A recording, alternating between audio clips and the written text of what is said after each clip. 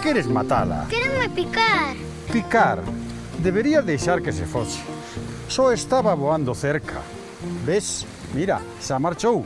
Pois a mí non me gustan, só pican e se pican saen os grans. As abellas son moi importantes. Sirven para moito máis que para picarche. Ti sabes que gracias a elas nós tiñamos luz? Abo, esos son os lucicos que se desencende, as abellas non dan luz. Non, muller, non. As abellas producen unha cousa que se chama cera. Con ela fan as colmeas donde viven e acumulan o mel. Cando se extrae, se aproveita a cera para facer velas. Velas? Iso que se pon nas igrexas? Iso tamén. Mira, aquí en Covelo había uns sitios que lles chamaban lagares da cera. A eles levaban os favos baleiros para extraela e utilizala despois. Acaban de arranxar un destes lagares aquí en Paraños. Imos e ensínoche como funcionaba. Vale.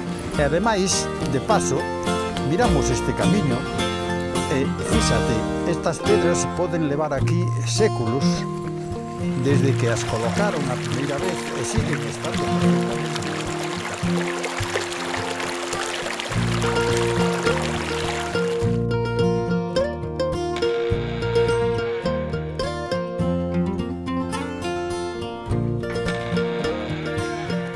A este lugar traían os favos baleiros e como antes non había coches, transportábanos a lombos de burro.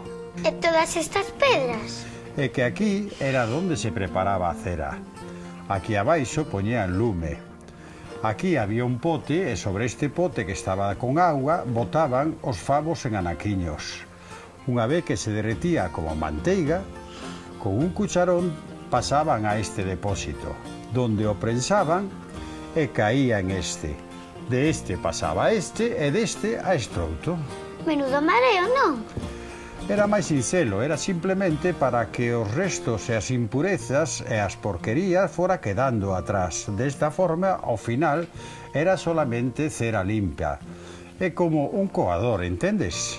Sí, pero as velas son alongadas.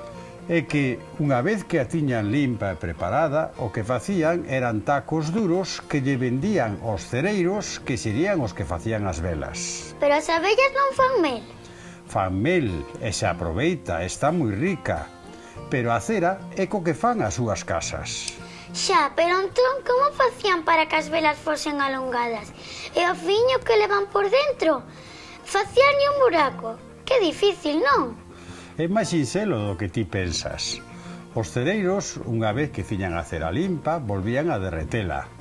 Entón, en un aparello parecida á roda dunha bicicleta, colgaban os fíos un a un hasta dar toda a volta.